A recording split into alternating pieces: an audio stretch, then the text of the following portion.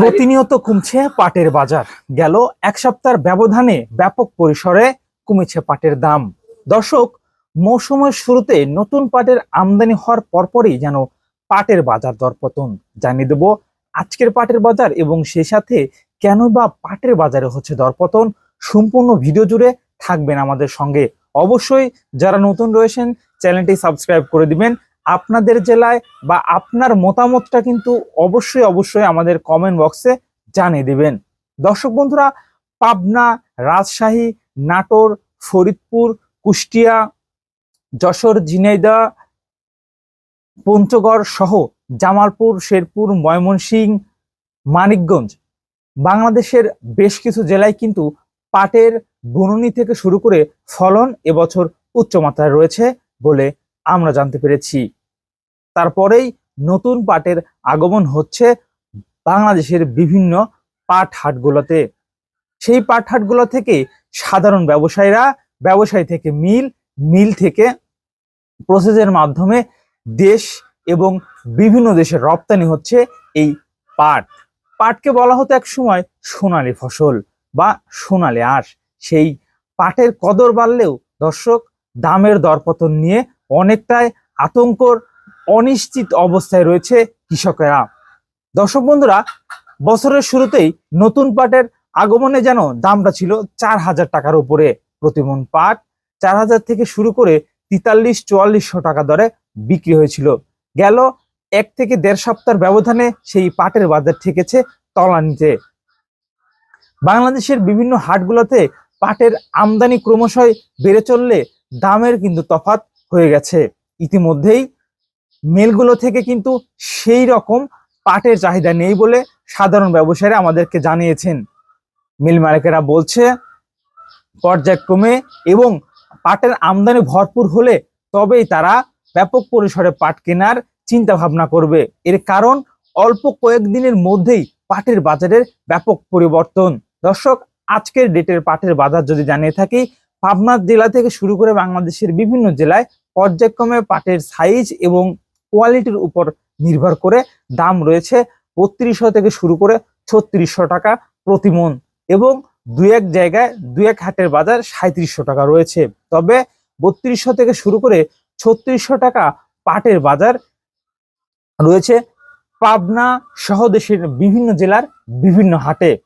তবে কেনই বা বাজার এই দরপতনে শুরু হয়েছে? দর্শক বন্ধুরা, আপনাদেরকে জানিয়ে রাখি, পাটের হাট থেকে ক্রয় করতে হলে সাধারণ যে ব্যবসায়ী রয়েছে তাদের নগদ অর্থ দিয়ে পাট কিনতে হয়, এবং এই পাটগুলো যখন মিলে পৌঁছানো হয়, মিল থেকে আসলে বিলগুলো অনেকটাই লেন্দি করে দেওয়া হয়, যার ফলশ্রুতিতে আসলে পাটের যে চাহিদা, সেই চাহিদা কিন্তু আমরা এখন মিল থেকে দেখছি না। বিশেষ করে দেশের সবচেয়ে বড় যে পাটের মিল রয়েছে আকিজ থেকে কিন্তু এখনো সেইভাবে পাট কেনা হচ্ছে না। একতা মিলে পাট নেওয়া হচ্ছে, তবে দাম নির্ধারণ নেই। আপনার পৌঁছানোর পরে যে বাজার চলমান থাকবে সেই বাজার অনুযায়ী দাম দেওয়া হবে, এমনটি আমরা শুনতে পাচ্ছি। যার কারণে অনেক ব্যবসায়ীরা এখনো পাট মিলে দিচ্ছে না, পাট কিনে তারা রাখছে, এবং যারা 4,000 উপরে 4200-4300-4400 টাকা বাজার দরে পাট কিনেছিল তারা কিন্তু ব্যাপক লচে অবস্থানে এই মুহূর্তে রয়েছে। গতকালকে একটি ভিডিও দিয়েছিলাম, আপনারা দেখেছেন যে 3 গাড়ি পাট এখনো আছে, 4300 টাকা দরের পাট এখনো কিন্তু তিনি মিলে দিতে পারেনি, কারণ মিলের দামটা ছিল কম। তবে তারপর থেকে কিন্তু দামটা কমতে শুরু হয়েছে। তবে দর্শক বন্ধুরা, ভরা মৌসুমে যদি পাটের বাজার এবারও 3000 নিচে আসে, তারপরে সেই সময় কিন্তু অনেকেই ব্যবসায়ী থেকে শুরু করে যারা স্টক করা রয়েছে তারা কিন্তু ব্যাপক পরিসরে পাটের স্টক করবে। গত বছরের দিকে যদি আমরা লক্ষ্য করি তাহলে দেখবো যে বাজার পরিস্থিতি কিন্তু 3200 থেকে 2800, 3300, 3400 এইরকম দামে যারা পাট কিনেছিল, পরবর্তীতে কিন্তু 5000-এর উপরে সেই পাট বিক্রি হয়েছিল। 5400-500 টাকা পর্যন্ত কিন্তু পাটের বাজার 2 মাসের মতো স্থায়ী ছিল। যার কারণে গত বছর যে সকল স্টকেরা ব্যবসায়ীরা পাটি স্টক করে রেখেছিল তারা কিন্তু ব্যাপক লাভের সম্মুখীন হয়েছে। এবং এবছর 2026 সালে পাটের বাজার যদি 3000-এর নিচে বা 3200-3300 এই অবস্থানে থাকে, তাহলে কিন্তু ব্যাপক স্টক হওয়ার সম্ভাবনা রয়েছে। কারণ গেল 3 বছরে মোটামুটি ভালো অঙ্কের টাকা পেয়েছে পাটের স্টকাররা এবং ব্যবসায়ীরা। দর্শক বন্ধুরা, আপনারা যারা যেখান থেকে দেখছেন সেই জেলার দাম এবং আপনাদের এলাকার পাটের অবস্থান কেমন রয়েছে সেটা অবশ্যই কমেন্ট বক্সে জানিয়ে দিবেন। সারা দেশে পাটের বুননি ভালো রয়েছে, ফলনও যথেষ্ট ভালো রয়েছে। তার কারণে কি পাটের দাম কমছে? না, পাটের দাম কমার কারণ হচ্ছে নতুন পাট, এবং নতুন পাটের বাজারটা আসলে আস্তে আস্তে এইটা মেনটেনেন্স হয়ে থাকে। আসলে হুট করে বাজার পরিস্থিতি দেখা যাচ্ছে 4,000 বা মানে 7,500 এমন বিষয় না, আমদানি হবে আস্তে আস্তে আস্তে আস্তে এই বাজারটা একটা স্থিতিশীল অবস্থানে হবে হয়তোবা। তবে দর্শক বন্ধুরা, ব্যবসায়ী থেকে শুরু করে যারা স্টকাররা রয়েছে তারাও মানে স্টকাররা সবসময় চায় যে পাট কম দামে কিনতে, কিন্তু যারা ব্যবসায়ী রয়েছে তাদের যে একটা প্রাণপণের যে দাবিটা রয়েছে সেটা কিন্তু আমাদের কাছে তারা জানিয়েছেন যে শিপার চালুর বিষয়টা সরকারের কাছে তারা বারবার অনুরোধ করছে যে পাট শিল্পকে বাঁচাতে হলে, বাংলাদেশের সোনালী ফসল যে পাট, এই আঁশটাকে বাঁচাতে হলে, বাইরে দেশে রপ্তানি করতে হলে শিপারের কোনো বিকল্প নেই।